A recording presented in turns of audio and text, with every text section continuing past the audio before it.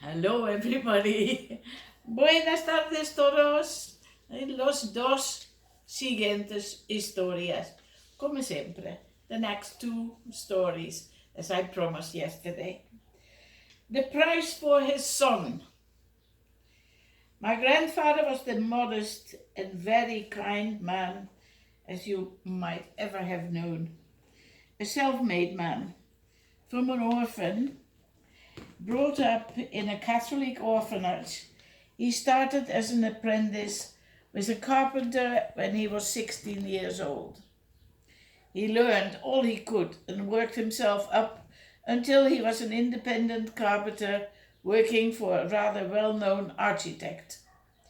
Intelligent and ambitious, he picked up all the knowledge and proclaimed himself an architect in his own right.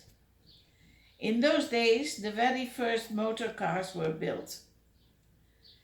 My granddad's greatest dream came true when he could buy a Spyker, a Dutch-made beautiful car, which made him one of the few car owners in the village. That was in 1912. His youngest son, my Uncle René, was 16 when the Second World War turned Holland upside down and in the iron grip of the German conquerors. All able Dutchmen were summoned to work in the German factories to make weapons. Those who were quick enough hid and formed underground resistance groups. My father was one of them.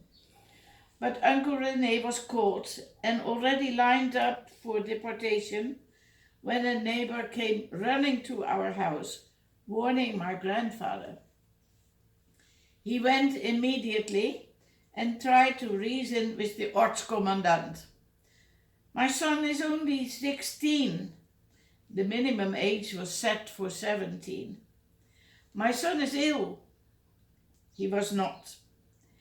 And all kinds of other possible and impossible reasons why René should and could not go to Germany. Nothing convinced the commandant, until my grandfather offered his pride, his beloved Spyker, in exchange for release of his son. That worked. I can still see them coming down our street, back. My little granddad, head held proud and high, and his much taller son, head bent and crying. A lesson in priorities. All relevant data for this story were given to me much later, long after the war. My father, my granddad and Uncle René survived the war, although René was sentenced for life. That's another story which I'm going to tell now, the next one. This one also is called Sentenced for Life. Right?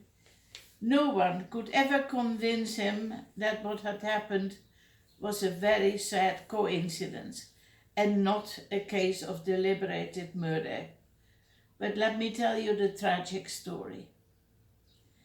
After his narrow escape from the Germans to work in their war factories, my Uncle René, like many others, went underground and joined a resistance group. That fatal night in 1943, they planned an ambush to sabotage some German tanks stationed not very far from our house.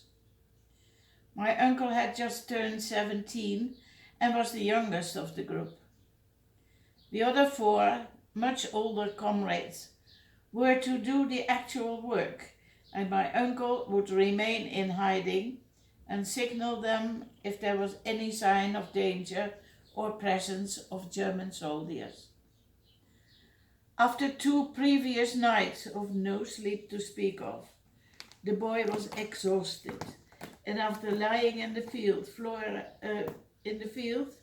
for about 2 hours, he fell asleep. What never should have happened did happen. His comrades were spotted by German guards, taken prisoner, and executed shortly after. My uncle woke up from the rattle of guns. The soldiers never discovered him. Uncle René died 3 years ago now. All his life he suffered from terrible nightmares and heavy headaches, convinced he killed his comrades that unfortunate night because he fell asleep.